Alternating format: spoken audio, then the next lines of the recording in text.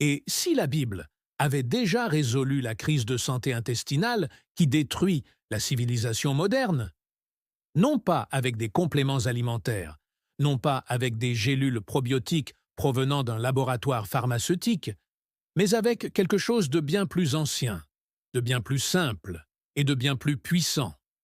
Fermentation, le processus qui consiste à utiliser des bactéries vivantes, des levures sauvages et le temps pour transformer les aliments en quelque chose que le corps peut réellement utiliser pour se soigner.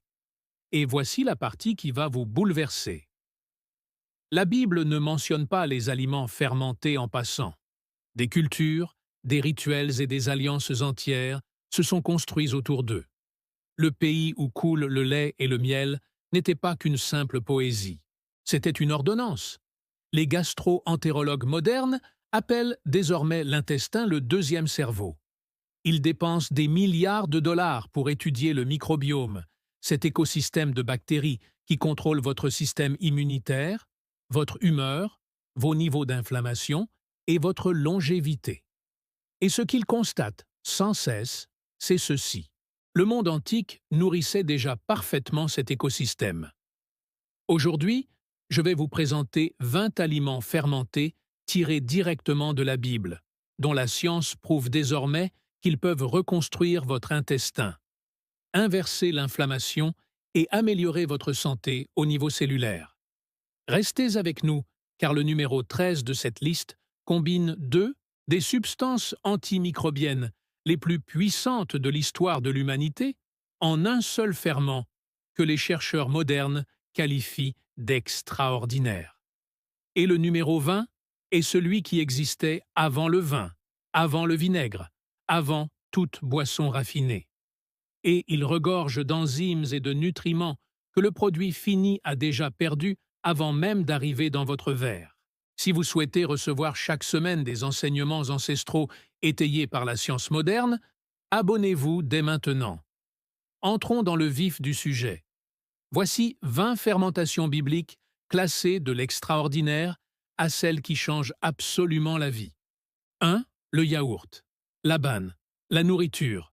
Abraham servait les anges. Commençons par le début. Et dans le monde biblique, ce commencement est guéri.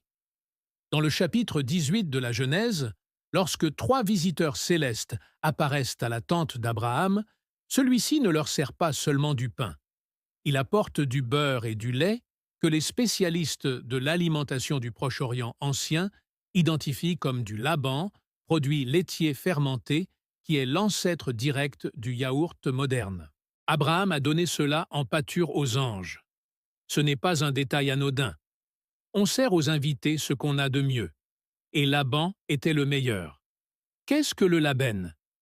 Il s'agit de lait fermenté naturellement par des bactéries lactiques, des souches de lactobacilles et de streptocoques qui transforment le lactose en acide lactique. Ce procédé prédigère les protéines du lait, ce qui facilite considérablement leur absorption par l'intestin humain. Il en résulte un aliment vivant, épais et acidulé, riche en bactéries bénéfiques que l'intestin reconnaît comme des alliés. La recherche clinique moderne a confirmé ce que la famille d'Abraham savait déjà. La consommation régulière de yaourt est associée à une réduction de la perméabilité intestinale, ce que les chercheurs appellent l'intestin perméable. Des études montrent qu'elle améliore la digestion du lactose, même chez les personnes intolérantes au lactose, car les bactéries ont déjà effectué le travail digestif. Il réduit les marqueurs de l'inflammation systémique. Il soutient la fonction immunitaire et fournit du calcium, du phosphore, du potassium et des vitamines B sous une forme hautement biodisponible, car la fermentation augmente l'absorption des minéraux. L'usage traditionnel était direct et quotidien. Le labène est consommé à chaque repas comme condiment, boisson, base pour les sauces, dilué avec de l'eau et du sel comme boisson rafraîchissante, épaissi davantage pour devenir du labna, un fromage à pâte molle. Il ne s'agissait pas d'un complément alimentaire, c'était l'aliment de base de toute une civilisation. Commencez ici. 2. Le kéfir, la graine des nomades. Si le yaourt est un apport calme et régulier de bactéries bénéfiques, le kéfir est tout autre chose, quelque chose de plus sauvage et de plus complexe. Et ses origines remontent aux bergers nomades de l'ancien Caucase et du Proche-Orient, précisément le monde qu'habitaient les patriarches bibliques.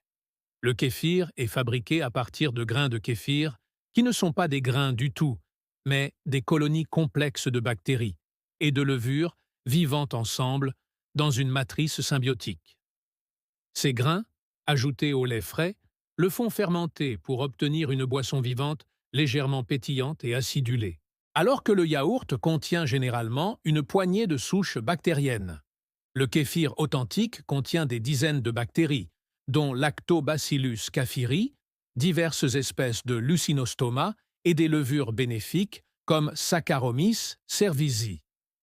Les recherches sur le kéfir sont extraordinaires. Un essai clinique réalisé en 2021 a démontré que la consommation de kéfir réduisait significativement l'inflammation intestinale chez les participants atteints du syndrome de l'intestin irritable. Des études montrent qu'il est plus efficace que le yaourt standard pour réduire la présence d'Helicobacter pylori, la bactérie responsable de la plupart des ulcères d'estomac. Le kéfir contient des composés appelés polysaccharides de Kérone, dotés de propriétés antitumorales, antifongiques et anti-inflammatoires documentées. Et contrairement à la plupart des laits fermentés, le kéfir est presque totalement exempt de lactose car les micro-organismes en consomment la quasi-totalité pendant la fermentation. Les bergers nomades qui transportaient des grains de kéfir dans des bourses en cuir à travers les routes commerciales du désert ne le faisaient pas uniquement par goût. Ils transportaient des médicaments vivants, portables et autorégénérants qui les maintenaient en bonne santé, tandis que les armées et les citadins succombaient aux maladies. Usage traditionnel. Une tasse par jour, à jeun le matin. C'est l'aliment probiotique le plus riche en biodiversité de cette liste, et il ne coûte presque rien à préparer soi-même. 3. Du yaourt au lait de chèvre cru. Le lait de la terre promise. Nous avons déjà parlé du lait de chèvre dans notre vidéo sur les super-aliments bibliques, mais le lait de chèvre fermenté est un tout autre sujet, car la fermentation transforme le lait de chèvre, le faisant passer de bon à exceptionnel, d'une manière que la science laitière moderne commence à peine à comprendre. Le pays où coulaient le lait et le miel était le pays des chèvres. Les troupeaux de moutons et de chèvres nourrissaient le monde biblique. Le lait, fraîchement arrivé, était immédiatement fermenté dans des pots en argile ou des sacs en peau de chèvre, grâce aux bactéries naturellement présentes chez les animaux, dans l'environnement et dans les récipients eux-mêmes. Il en a résulté un yaourt cru et vivant, doté d'une diversité bactérienne que les yaourts commerciaux modernes ne peuvent reproduire. Le lait de chèvre cru fermenté contient la totalité de la lactoérine naturelle, une protéine immunomodulatrice détruite par la pasteurisation. Il contient de l'acide linoléique conjugué, un acide gras dont des études ont démontré qu'il réduisait la masse graisseuse, améliorait la sensibilité à l'insuline et possédait des propriétés anticancéreuses.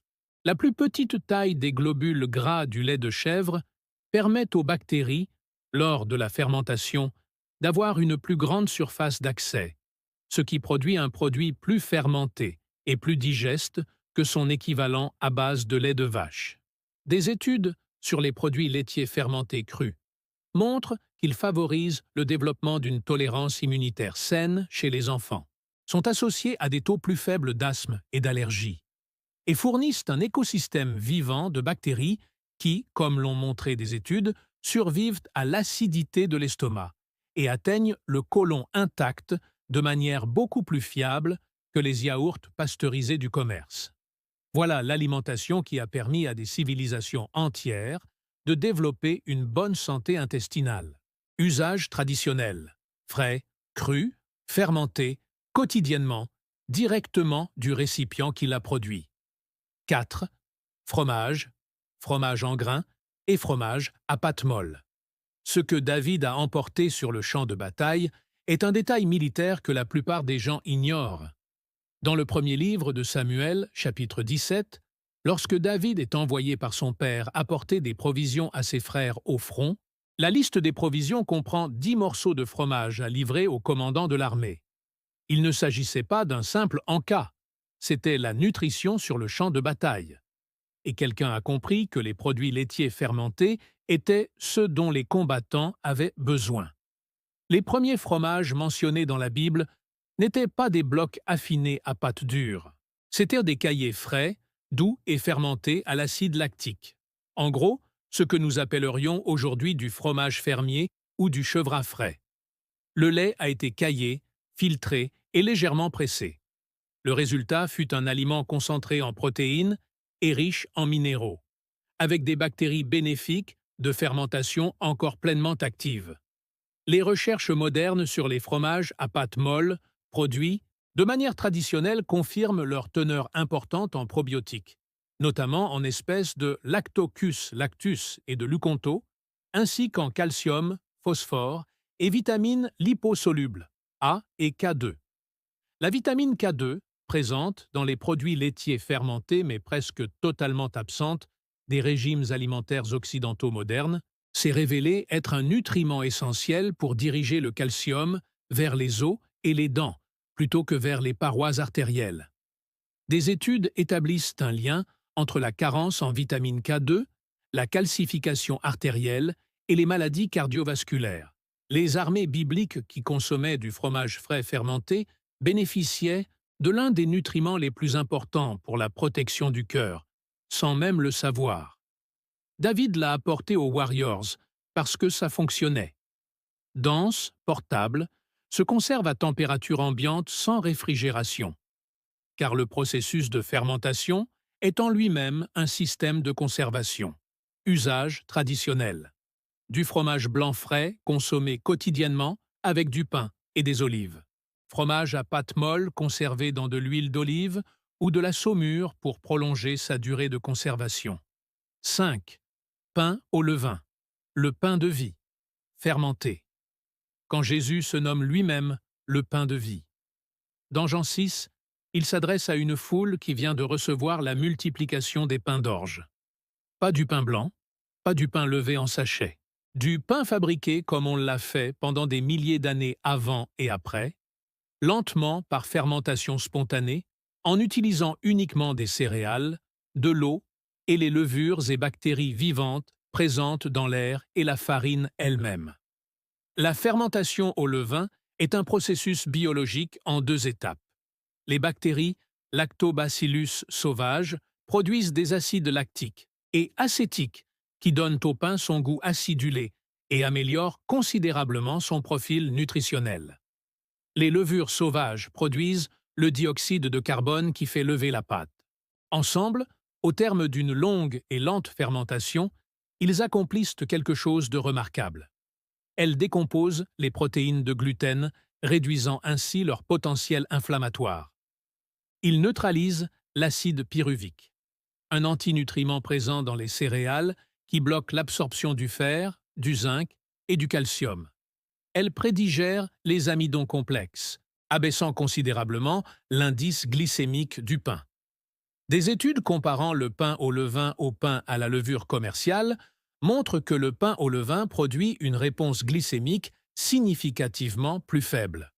Les personnes allergiques au blé moderne tolèrent souvent sans problème le pain au levain correctement fermenté.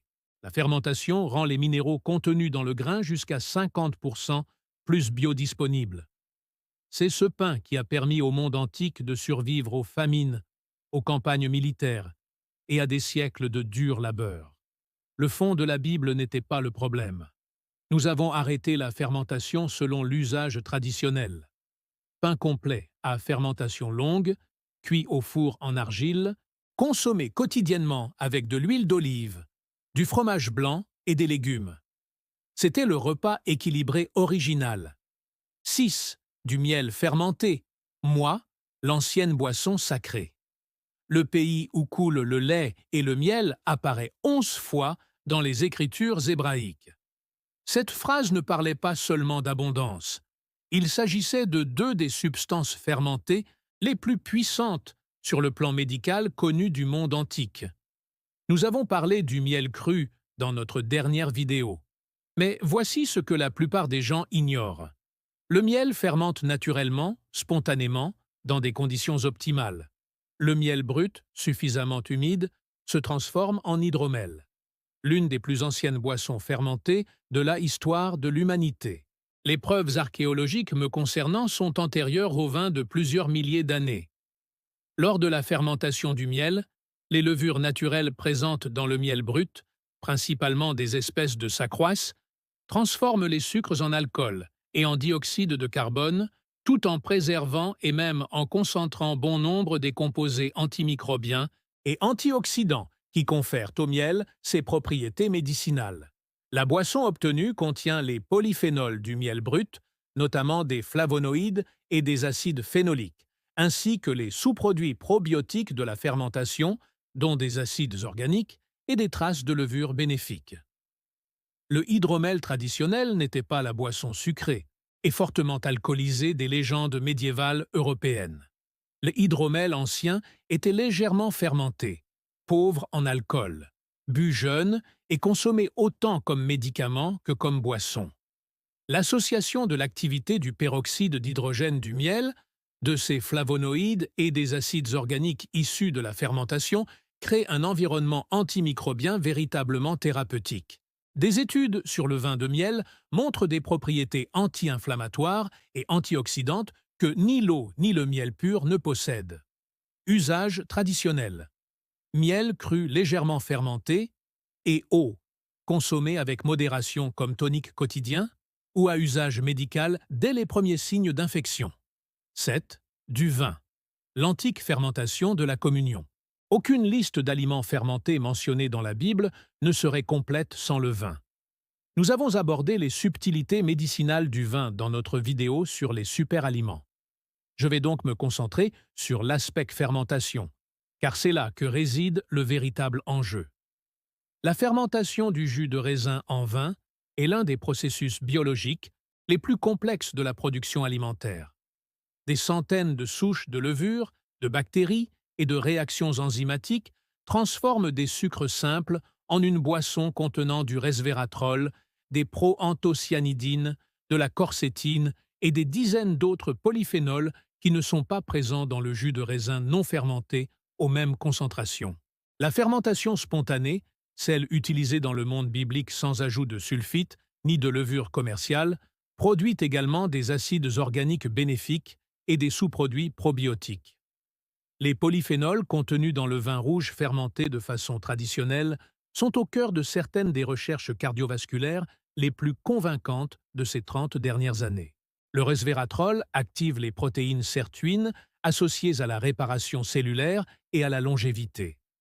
Les proanthocyanidines, extraites des pépins et de la peau du raisin, possèdent de puissants effets anti-inflammatoires. De nombreuses études à grande échelle établissent un lien entre une consommation modérée de vin traditionnel et une réduction de la mortalité cardiovasculaire, une amélioration de la diversité du microbiome intestinal et une diminution des marqueurs inflammatoires. La distinction essentielle réside toujours entre la qualité et la quantité. Dans la Bible, le vin était consommé dilué avec de l'eau et accompagné de nourriture, en communauté. Il s'agissait d'un médicament pris dans un contexte précis et non d'une substance consommée jusqu'à l'intoxication. Ainsi servi, un petit verre de vin rouge de qualité accompagne le repas. La science de la fermentation du vin est tout aussi fascinante que n'importe quel autre sujet de cette liste. 8. Date. 20. Le ferment désertique de la survie. Le palmier dattier est mentionné plus de fois dans la Bible et le Coran réuni que tout autre arbre fruitier. Et les dattes ne se contentent pas de vous nourrir, elles fermentent.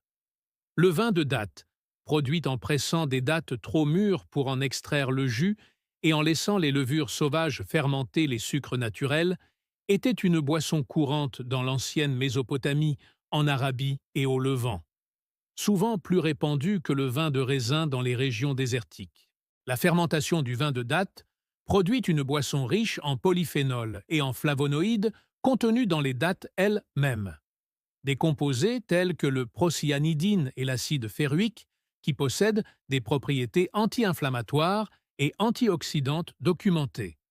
Le processus de fermentation décompose les sucres complexes et les dattes, produisant une boisson à indice glycémique plus bas que le fruit lui-même, tout en concentrant les minéraux potassium, magnésium et cuivre en quantité pertinente pour la santé humaine.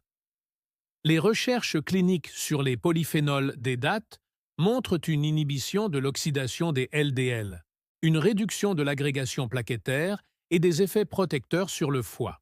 Une étude a révélé que l'extrait de dattes était aussi efficace que l'aspirine pour réduire l'agrégation plaquettaire, un facteur important en matière de risque cardiovasculaire. La forme fermentée délivre ces composés dans un milieu probiotique, associé à des acides organiques qui favorisent la santé intestinale.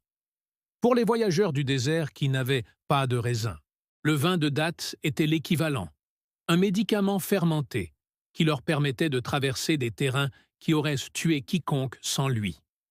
Usage traditionnel, légèrement fermenté, consommé jeune, souvent mélangé à de l'eau comme boisson quotidienne. 9. Vin de figue, ferment des prophètes. Nous savons que les figues avaient des vertus médicinales dans le monde biblique. Isaïe les utilisa comme du pus sur la plaie mourante d'Ézéchias. Mais les figues fermentent aussi magnifiquement pour donner un vin riche et d'une couleur profonde qui concentre toutes les propriétés bénéfiques du fruit cru tout en y ajoutant les bienfaits de la fermentation.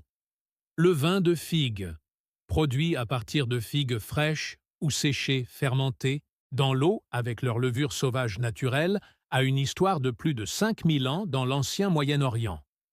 La fermentation préserve et concentre la benzalcodine, un composé présent dans les figues et doté de propriétés antitumorales documentées. Des recherches préliminaires ont montré qu'il préserve les composés adjacents aux fisons qui favorisent la digestion et ont des effets antiparasitaires. Et la teneur en polyphénol des figues fermentées, notamment en anthocyanes et en acide chlorogénique, est significative. Les fruits fermentés à base de figues sont extraordinairement riches en fibres solubles transformées en composés prébiotiques au cours du processus de fermentation, fournissant ainsi un carburant durable aux bactéries bénéfiques du côlon. La densité minérale des figues, notamment leur teneur en calcium et en magnésium, est maintenue grâce à la fermentation, tout en devenant plus biodisponible grâce au milieu acide de fermentation. Usage traditionnel. Figues fraîches ou séchées fermentées dans l'eau avec une touche de miel sauvage, comme le vin, consommées comme tonique digestif quotidien. Dans l'Antiquité, on ne gaspillait pas un seul aliment aux vertus médicinales. Tout ce qui pouvait fermenter était fermenté. Olive fermentée. L'aliment vivant dans leur huile. L'olivier occupe une place tellement centrale dans la vie biblique qu'il n'est guère nécessaire de le présenter. Mais voici l'aspect que la plupart des gens négligent. Les olives qu'ils ont mangées n'étaient ni crues, ni simplement pressées à l'huile. Ils étaient fermentés. Les olives crues sont immangeables, car elles sont amères. Le composé responsable est l'holopiane, l'un des antioxydants les plus puissants connus dans le règne végétal et, coïncidence, l'un des plus puissants agents antimicrobiens. Pour consommer des olives, le monde antique les faisait fermenter. Conservées dans la saumure, emballées dans le sel ou trempées dans l'eau avec des herbes aromatiques pendant des semaines ou des mois. Les bactéries lactiques naturellement présentes sur la peau des olives, principalement Lactobacillus plantarum, fermentent les sucres et décomposent progressivement l'amertume, tout, en produisant un aliment probiotique vivant. Voici ce qui rend cela extraordinaire. Lactobacillus plantarum est l'un des organismes probiotiques les plus étudiés dans la recherche clinique. Il a été démontré qu'il réduit la perméabilité intestinale, inhibe la croissance des bactéries pathogènes, notamment la Listeria et E. coli, réduit l'inflammation intestinale et produit des composés qui favorisent la santé du côlon. Elle résiste mieux à l'acidité gastrique que presque toutes les autres souches de lactobacilles, ce qui signifie qu'elle atteint intacte le côlon pour y accomplir son action. L'oleuropéen, qui survit intact au processus de fermentation, est l'un des composés naturels anti-inflammatoires, antiviraux et antihypertenseurs les plus étudiés en médecine nutritionnelle. Les olives fermentées contiennent à la fois une culture vivante de bactéries puissantes et une dose concentrée de l'un des polyphénols les plus actifs sur le plan médical dans le règne végétal. Dans le monde antique, on en consommait à chaque repas, à chaque table, dans chaque foyer. Ils ignoraient tout simplement le mécanisme. Ils connaissaient le résultat. Concombres marinés, cornichons anciens, ce n'est pas ce que vous croyez. Voici une distinction qui change tout ce que vous pensez savoir sur les cornichons. Les concombres pour lesquels les Israélites ont pleuré dans le livre des Nombres, chapitre 11, n'étaient pas conservés dans du vinaigre. La conservation au vinaigre est un raccourci industriel moderne. La fermentation ancienne consistait en une fermentation lactique. Des concombres immergés dans de la saumure et laissés à fermenter grâce aux bactéries lactobacilles naturellement présentes sur la peau du légume. Sans vinaigre, sans traitement thermique, juste du sel, de l'eau et du thym. La différence est flagrante. Les concombres marinés au vinaigre sont essentiellement des aliments morts.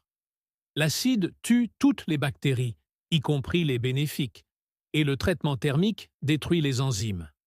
Les concombres lactofermentés sont des aliments vivants riches en Lactobacillus plantarum et autres bactéries lactiques, en enzymes actives, et conservent l'intégralité des vitamines du légume d'origine.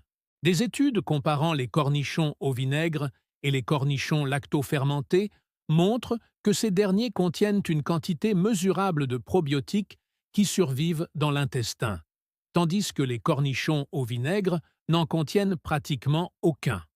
Les concombres lactofermentés conservent et concentrent également leur teneur en cucurbotine, des composés amers présentant des propriétés anti-inflammatoires et antitumorales documentées dans des recherches préliminaires. Le processus de fermentation augmente la biodisponibilité de la vitamine K contenue dans les concombres, vitamine essentielle à la coagulation sanguine et à la santé osseuse. La méthode traditionnelle consiste à utiliser des concombres et de la saumure salée avec de l'ail, de l'aneth et des feuilles de vigne, qui contiennent des tanins permettant de conserver le croquant des concombres, fermentés à température ambiante pendant 3 à 7 jours. C'est l'une des fermentations les plus faciles à réaliser chez soi sur cette liste et l'une des plus différentes de son imitation commerciale. Navet fermenté, le ferment violet de la cuisine antique. En voici une qui surprend plus d'un. Navet fermenté, une couleur magenta éclatante obtenue grâce à l'ajout d'une tranche de betterave. Acidulé, croquant et vivant ne sont pas une tendance culinaire récente. Il s'agit de l'un des plus anciens aliments fermentés, produits sans interruption au Moyen-Orient.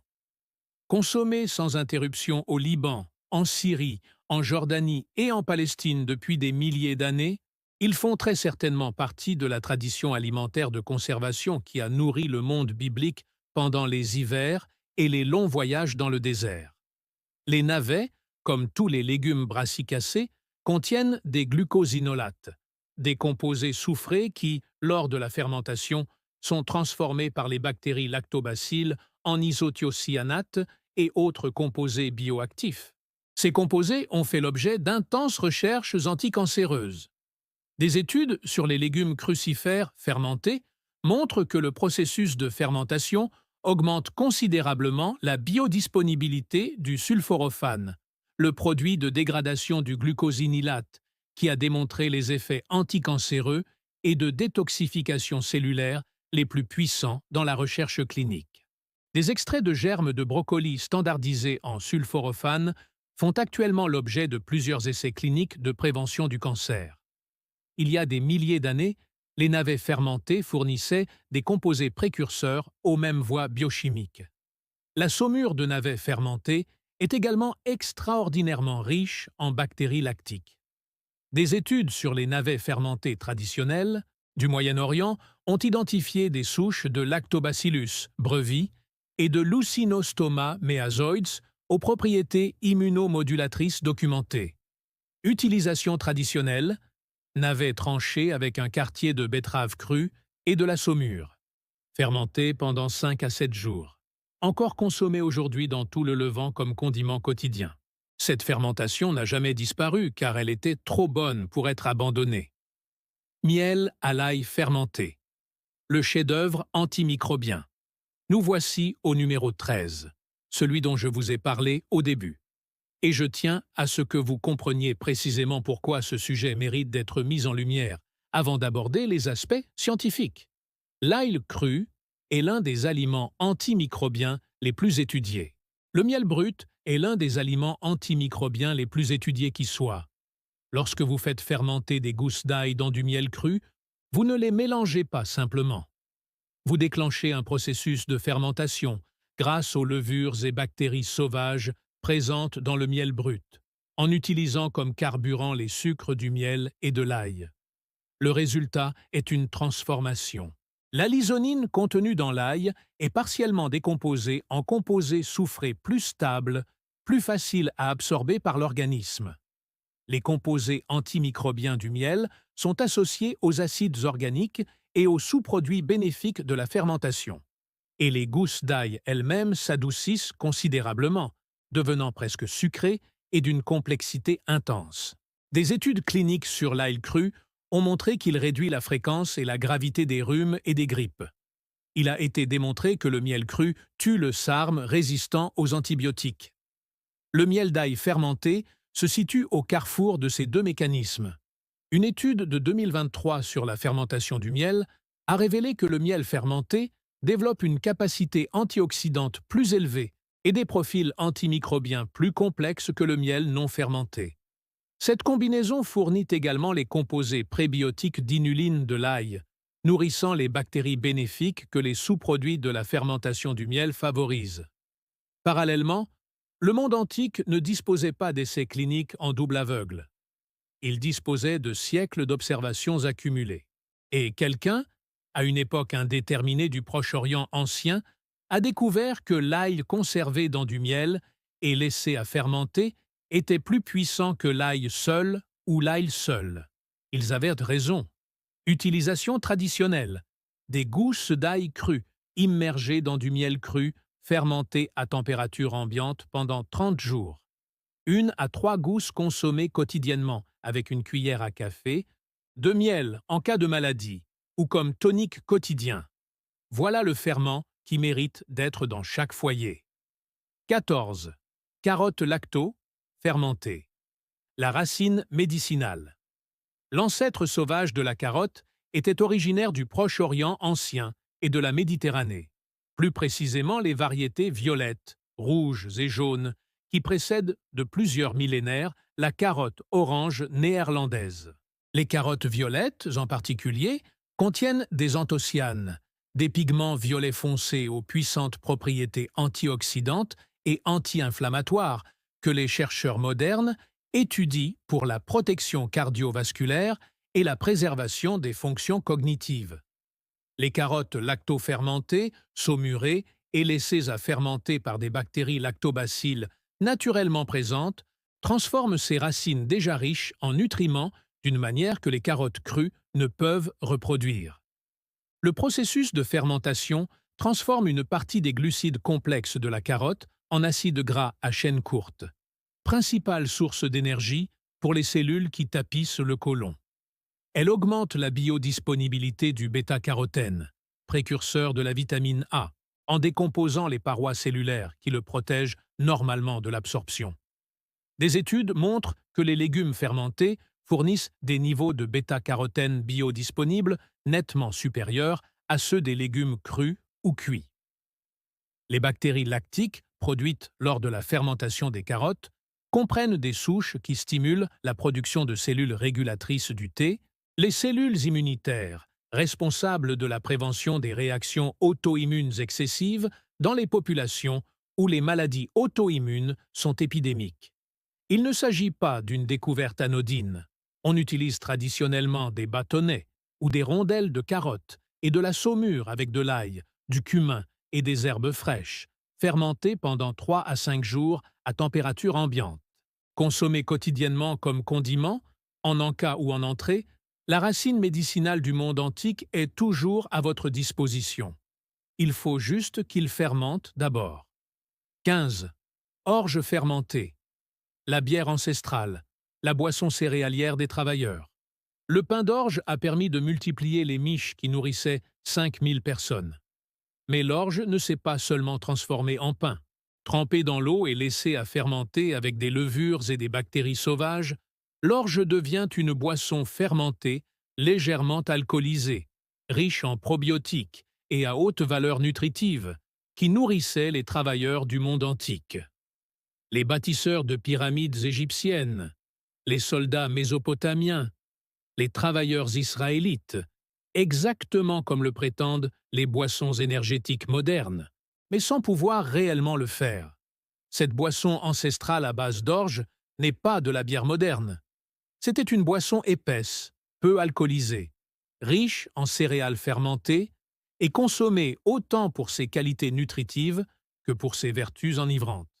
La fermentation a activé la teneur extraordinaire en bêta-glucane de l'orge, une fibre soluble qui bénéficie de l'approbation de la FDA pour ses propriétés de réduction du cholestérol. Elle produisait également des vitamines B, notamment de la riboflavine et de la niacine, à des niveaux qui offraient une véritable assurance nutritionnelle aux travailleurs subsistants avec des régimes alimentaires limités. Des études sur les boissons à base de céréales fermentées de façon traditionnelle montrent une teneur en vitamine B significativement plus élevée que celle des céréales non fermentées.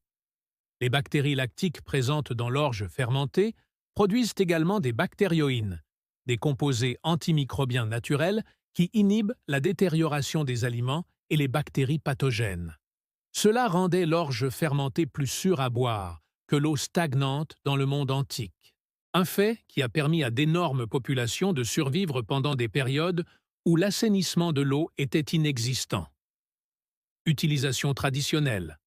Orge entière trempée, fermentée pendant 2 à 3 jours, égouttée et consommée fraîche, idéalement mélangée à du miel cru pour la douceur et une activité antimicrobienne supplémentaire. Il s'agissait de distribution de nutriments à l'échelle d'une civilisation. 16. Boza, la bouillie de céréales vivantes. Si l'orge fermentée est la boisson des ouvriers, le boza est la boisson de la communauté. Le boza, une boisson céréalière fermentée épaisse, légèrement sucrée et légèrement acide, à base d'orge, de blé ou de millet, est consommée sans interruption dans l'ancien Proche-Orient et la Méditerranée depuis plus de 8000 ans. Elle est antérieure à l'écriture. Elle est antérieure à la majeure partie de la civilisation humaine enregistrée et on la vend encore aujourd'hui dans les rues d'Istanbul et du Caire. La fermentation du boza implique une communauté complexe de bactéries lactiques et de levures travaillant simultanément pour produire une boisson ayant une teneur en alcool inférieure à celle du vin, mais un profil probiotique et nutritionnel bien plus riche que les boissons fermentées claires. Les particules de céréales en suspension permettent au boza de fournir des protéines, des fibres et des minéraux en plus des cultures vivantes. Des études sur le boza ont identifié Lactobacillus acidophilus, Leuconostoc et Saccharomyces cerevisiae comme organismes dominants. Une communauté de micro-organismes qui, collectivement, soutiennent la fonction immunitaire, réduisent l'inflammation intestinale et fournissent une énergie durable. Le boza traditionnel était administré spécifiquement aux mères allaitantes, aux personnes convalescentes et aux jeunes enfants, populations pour lesquelles la nutrition et la santé intestinale sont primordiales. Ce n'est pas une coïncidence. Cela représente 8000 ans de médecine observationnelle. Dans le monde antique, les communautés ont réussi à maintenir en vie leurs membres les plus vulnérables grâce à cette fermentation. L'analyse moderne du boza traditionnel montre qu'il contient une activité enzymatique de lactase, ce qui le rend digestible même par les personnes intolérantes au lactose, et qu'il fournit des composés bêta-glucane stimulant l'immunité, mesurable, provenant du grain ainsi que sa culture probiotique. Usage traditionnel. Fraîchement fermenté, consommé dans les jours suivant sa préparation, servi épais avec une pincée de cannelle et des pois chiches grillés. Le plus ancien ferment vivant de cette liste. 17. Pâte de lentilles fermentée. La nourriture des prophètes. Nous connaissons les lentilles grâce à l'histoire du droit d'aînesse d'Ésaü. Nous les connaissons comme la nourriture de survie des anciens pauvres.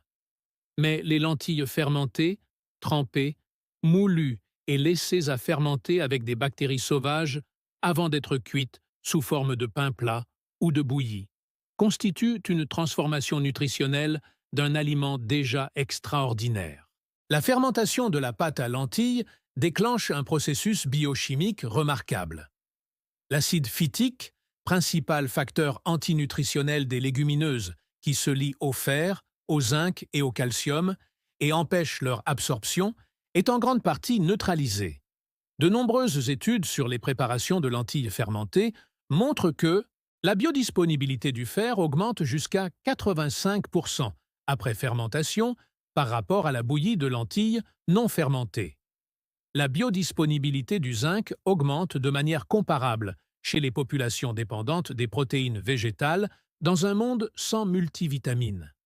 Cette différence résidait dans la différence entre la santé et la maladie de carence. La fermentation produit également de l'amidon résistant et des composés prébiotiques à partir des fibres de lentilles, que les lentilles non fermentées ne peuvent pas fournir. De plus, la fermentation réduit considérablement les oligosaccharides producteurs de gaz présents dans les légumineuses et responsables d'inconfort digestif, ce qui rend les lentilles beaucoup plus faciles à digérer. Le prophète qui mangeait du ragoût de lentilles ne consommait pas d'aliments de qualité inférieure. Il consommait des aliments transformés, des aliments que la fermentation avait rendus plus disponibles, plus digestes et plus nourrissants que tout ce qui provenait d'un champ de céréales. Utilisation traditionnelle. Lentilles trempées, émoulues, fermentées pendant la nuit, cuites en pain plat ou en bouillie épaisse avec du cumin, de la coriandre et de l'huile d'olive. 18. Chou fermenté. Choucroute ancienne.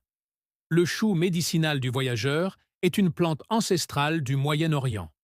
Le chou sauvage poussait dans tout le bassin méditerranéen et a été cultivé très tôt dans l'histoire de l'agriculture humaine. Et l'homme a découvert très tôt que le chou salé et emballé fermente spontanément pour donner un aliment qui se conserve des mois sans réfrigération, conserve sa teneur en vitamine C tout au long de l'hiver et devient plus actif sur le plan médical à chaque semaine de fermentation. Le chou fermenté naturellement et conservé dans du sel est l'un des aliments fermentés les plus étudiés dans la recherche moderne. L'organisme dominant, Lucinosto meteoides, produit des bactérioïnes qui inhibent un large éventail d'agents pathogènes d'origine alimentaire, créant ainsi un aliment autoconservateur plus sûr à consommer après 6 semaines que des légumes frais provenant d'eau contaminée. Des études sur la fermentation de la choucroute montrent sa teneur en isothiocyanate, les produits de dégradation du glucosinylate anticancéreux dont nous avons parlé avec les navets fermentés sont produits en quantité maximale par la lactofermentation et ne sont pas produits en quantité significative par la cuisson ou la conservation au vinaigre.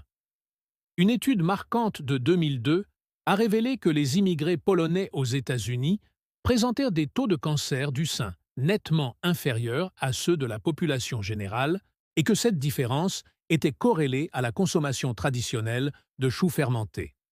Les chercheurs ont identifié des composés spécifiques issus de la fermentation des brassicacées comme étant potentiellement protecteurs. Les marchands au long cours qui transportaient du chou fermenté le long des anciennes routes commerciales ne se contentaient pas de conserver des aliments. Ils transportaient un médicament préventif contre le cancer dont ils ne connaissaient pas le nom, mais dont ils comprenaient intuitivement l'importance vitale. Usage traditionnel. Chou râpé, tassé avec du sel, lesté et fermenté pendant 2 à 4 semaines, 1 à 2 cuillères à soupe par jour avec les repas. 19. Poisson fermenté, style garam, l'ingrédient secret de la civilisation. Celle-ci peut surprendre car elle paraît primitive, mais la sauce de poisson fermenté n'était pas un aliment rudimentaire et désespéré réservé aux pauvres. C'était le condiment le plus prisé du monde méditerranéen antique. Si précieuse que les marchands romains la transportaient sur leurs navires à travers le monde entier connu, et que les archéologues ont retrouvé de la sauce aux amphétamines standardisée de Pompéi jusqu'en Grande-Bretagne à l'époque romaine. Les Israélites de l'ancienne côte en faisaient le commerce. Les pêcheurs de la mer de Galilée en ont produit des versions. La sauce de poisson fermenté garam est produite en emballant de petits poissons entiers dans du sel et en laissant la fermentation enzymatique et bactérienne liquéfier les protéines pendant des mois. Est un système d'administration condensé pour l'un des composés nutritionnels les plus importants en biologie humaine, les acides gras oméga 3. Le processus de fermentation ne détruit pas l'EPA et le DHA. Cela les concentre. Elle produit également de l'histamine et d'autres amines biogènes ayant une activité physiologique et crée des acides aminés libres, notamment du glutamate, ce qui en fait l'un des exhausteurs de goût naturel les plus puissants jamais produits. La sauce de poisson fermenté moderne figure parmi les sources alimentaires les plus riches en composés umami et contient une activité probiotique mesurable provenant des bactéries halophiles qui dominent la fermentation. Des études sur la consommation traditionnelle de sauce de poisson dans les populations d'Asie du Sud-Est montrent des associations avec une réduction du risque cardiovasculaire, une diminution des marqueurs inflammatoires et une amélioration de la diversité du microbiome intestinal. Ce n'est pas une coïncidence, c'est la teneur en oméga 3 et en probiotiques qui donne des résultats constants à travers les cultures depuis 5000 ans. Usage traditionnel. Une petite quantité utilisée comme aromate dans les plats cuisinés, les vinaigrettes et les sauces. On ne le consomme pas à la tasse. Vous l'utilisez comme le monde antique l'utilisait, comme un médicament concentré dissimulé à la vue de tous, sous forme d'assaisonnement. Le mou de raisin fermenté est le premier vin, la fermentation Genesis. Et nous voici au numéro 20, celui que j'ai gardé pour la fin car il représente le début de tout. Avant le vin, il y avait le mou, raisin fraîchement pressé, peau, pépins, pulpe, jus, le tout en fermentation ensemble. Ceci n'est pas du vin. Le vin est le produit clarifié, vieilli et fini. Le mou est la transformation vivante, bouillonnante et enzymatiquement explosive en cours. Et voici ce qui le rend extraordinaire. La fermentation du raisin doit produire des composés qui sont présents dans le vin en quantité réduite, voire pas du tout. Pendant la fermentation active du mou, les levures sauvages présentes sur la peau des raisins, principalement des espèces de Saccharis et d'Ancinia-spora, produisent non seulement de l'alcool, mais aussi une énorme quantité de métabolites secondaires. Le glycérol possède des propriétés protectrices pour la peau et tapisse l'intestin. L'acide saccinique inhibe la croissance des bactéries pathogènes et d'un complexe de levures et de bactéries vivantes dans leur état métabolique le plus actif. Les matières solides du raisin contenues dans le mou fournissent une matrice fibreuse qui transporte ces composés profondément dans le côlon, nourrissant le microbiome d'une manière que le vin filtré ne peut reproduire. La concentration en polyphénol dans le mou en fermentation est plus élevée que dans le vin fini, car la macération pelliculaire est en cours et les polyphénols ne se sont pas encore oxydés. Le resveratrol, les anthocyanes, la quercétine et l'épixine sont présents à leur niveau maximal. Des études portant spécifiquement sur le mou de raisin, par opposition au vin fini, montrent une capacité antioxydante plus élevée et des effets plus importants sur la diversité du microbiome intestinal que sur le produit fermenté fini. Après le déluge, Noé planta une vigne. Il comprenait ce que pouvaient devenir les raisins, mais avant cela, il y avait le mou. Avant le produit fini, il y avait le processus vivant.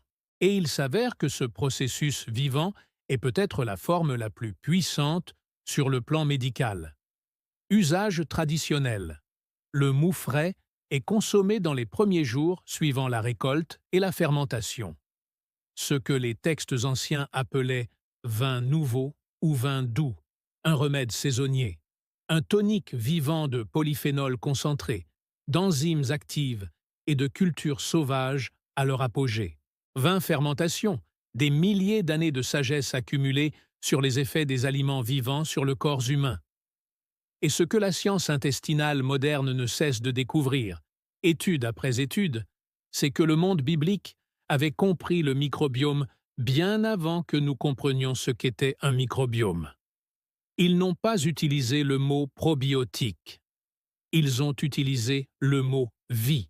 Ils ont bâti leur culture culinaire autour des aliments vivants. Produits laitiers fermentés, céréales fermentées, légumes fermentés, fruits fermentés, qui inoculaient continuellement l'intestin avec les bactéries indispensables à la santé humaine. La crise intestinale à laquelle nous sommes confrontés actuellement, l'explosion des maladies auto-immunes, des maladies inflammatoires de l'intestin, de l'anxiété, de la dépression et des dysfonctionnements métaboliques correspond presque précisément au moment où nous avons remplacé les aliments fermentés vivants par des substituts pasteurisés, stérilisés et stables à température ambiante, chimiquement similaires, mais biologiquement morts. Nous avons rompu la chaîne de fermentation qui avait nourri les intestins humains pendant 10 000 ans. Et nous en payons aujourd'hui le prix fort avec des taux de maladies chroniques que les générations précédentes auraient jugés incompréhensibles.